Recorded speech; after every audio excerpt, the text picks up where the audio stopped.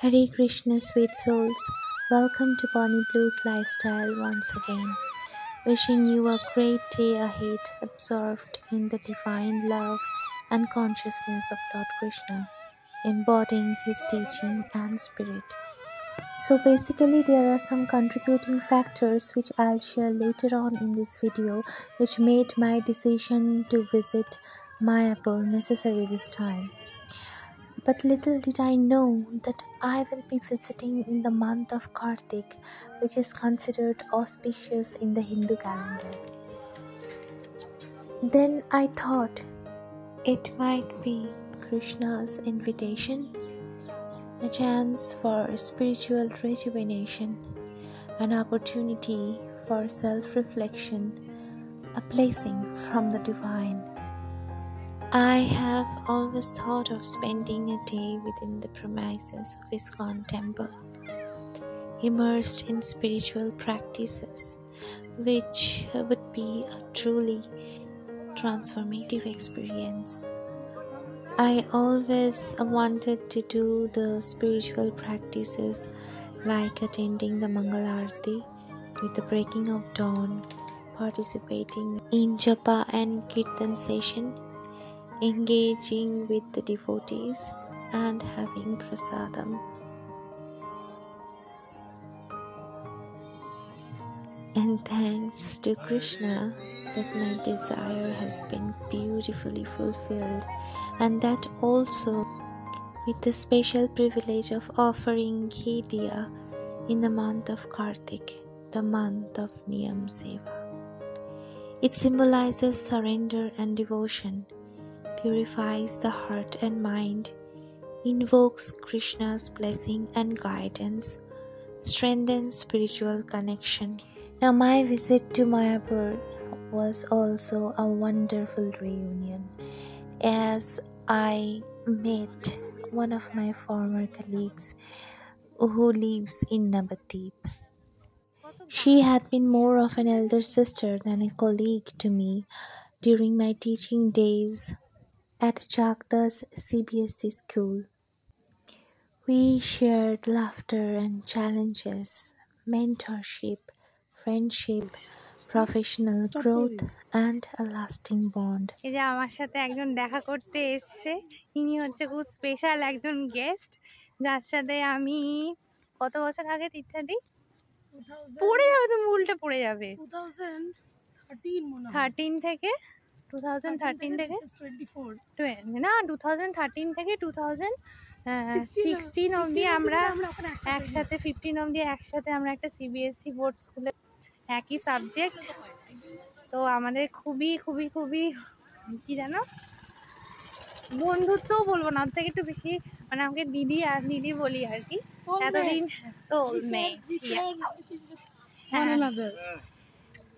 হ্যাঁ, এতদিন পর অনেক মাঝে একবার দেখা ছিল, এখন টাইম স্পেন্ড করছি। হ্যাঁ হ্যাঁ।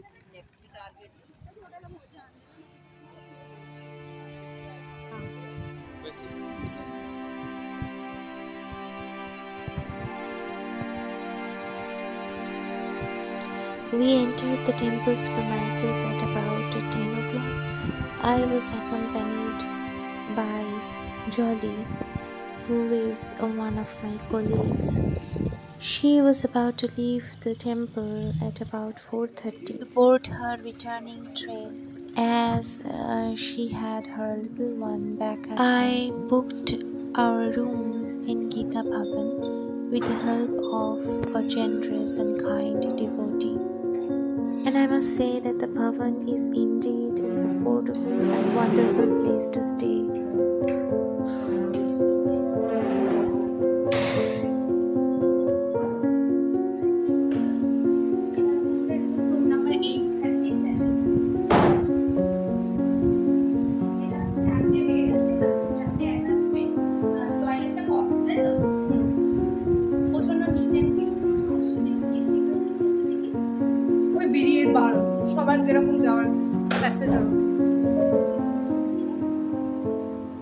The Bhavan has comfortable accommodation, hygienic dining area with prasadam.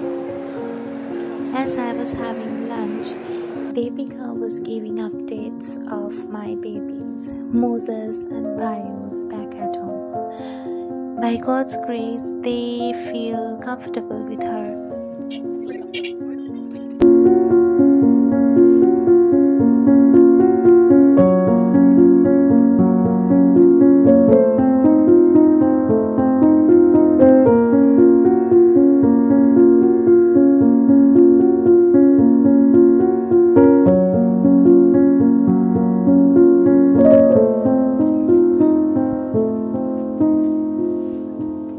I read somewhere, faith is like love, it cannot be forced. As trying to force love begets hatred, so trying to compel religious belief leads to unbelief. Losing faith in God due to some unmade justice is a common struggle many people face. It has been my situation since the heinous incident of Archie happened. I was trying to find the answer to why such an innocent soul had to suffer such horrendous crime. I know life is to be lived, but it is always good to have an angel watching over. As of me, I cannot do without God. He occupies an irreplaceable part of my life. He is the sole divine power I would like to surrender to. However, my faith is not without doubt, rather a struggle which I often face in the journey called life. I question, I cry before Him and blame Him for all that I am going through in my dark time. I often read in pain and ask, "Where are you?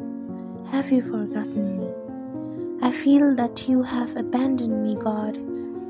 But then I remember of a song by Audrey Assad. All my devotion is like sinking sand. I have nothing to cling to but your sweet hand. I have no clear emotion keeping me safe at night. Only your presence like a candlelight. After everything I've had, after everything I've lost, Lord, I know this much is true. I'm still drawn to you. Basically, I was from Nadia and Krishnagar had been my hometown for a very long time. So I visited Sreedham Mayapur several times before. But this time it was a bit different. The horrific incident of 9th August 2024 left me like everyone else reeling, and the slow pace of justice tested my faith, rather eroded the same. After observing the present situations where the righteous and the innocent suffer and justice delayed, I was reminded of Job in Bible, whom God Himself described as the finest man in all the earth. But after all, he suffers tremendously. Job's story challenges the notion that suffering always results from personal sin. Righteousness doesn't guarantee immunity from suffering always. Suffering can have purpose beyond punishment. It can be purgative, illuminative, or unitive. Job also complains and questions God in the Bible. His complaints and questions demonstrate his humanity and vulnerability. However, he ultimately affirms God's sovereignty and wisdom and limits his understanding. Now I know that God's ways are mysterious and beyond understanding.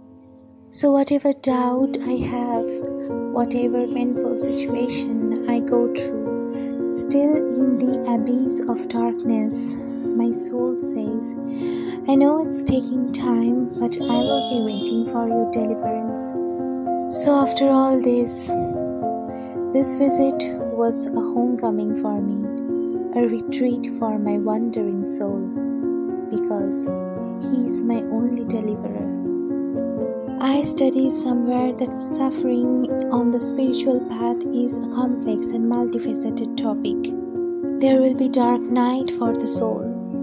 The necessity of struggle lies in the fact that the mystery of struggle actually can be a catalyst to the spiritual growth.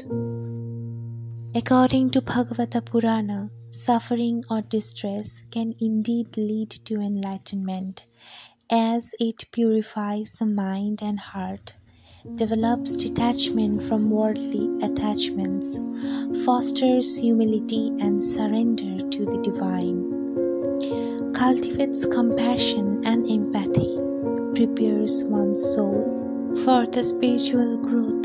Here we get accustomed to the terms like tapas, that is austerity, that leads to voluntary suffering to purifying the mind and body, klesha, that is distress, suffering that leads to spiritual growth and detachment, and dukkha or suffering, a catalyst for enlightenment.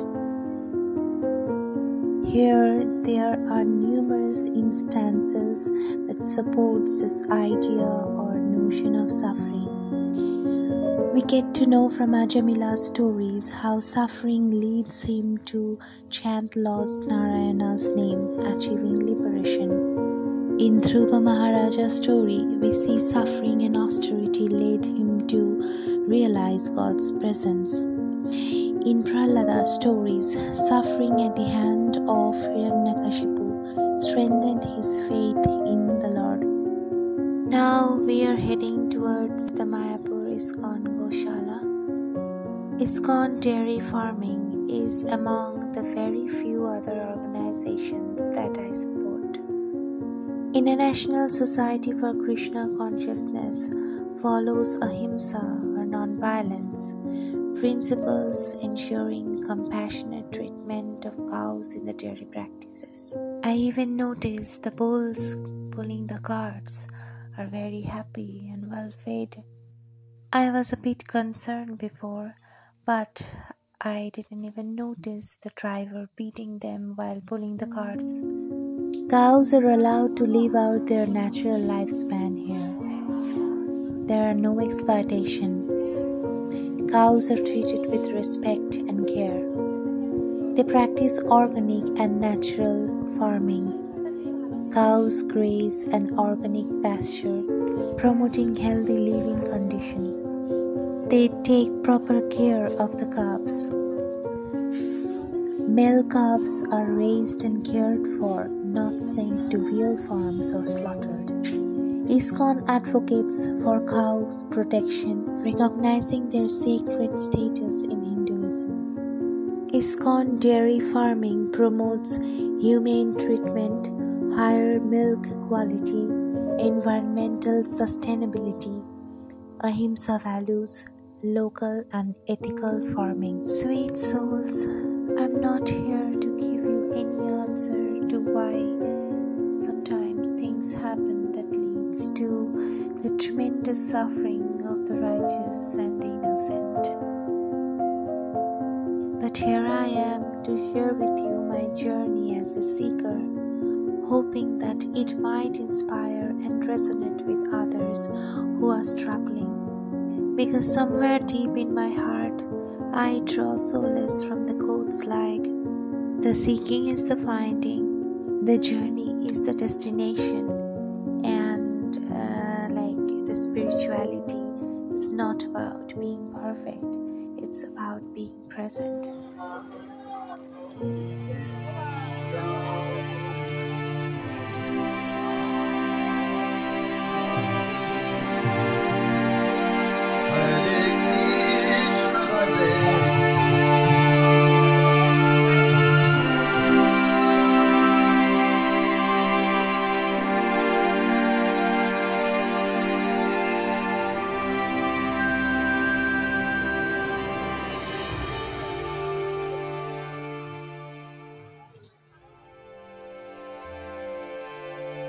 As we embark on the journey of self-discovery, we find that the act of seeking itself reveals the treasure we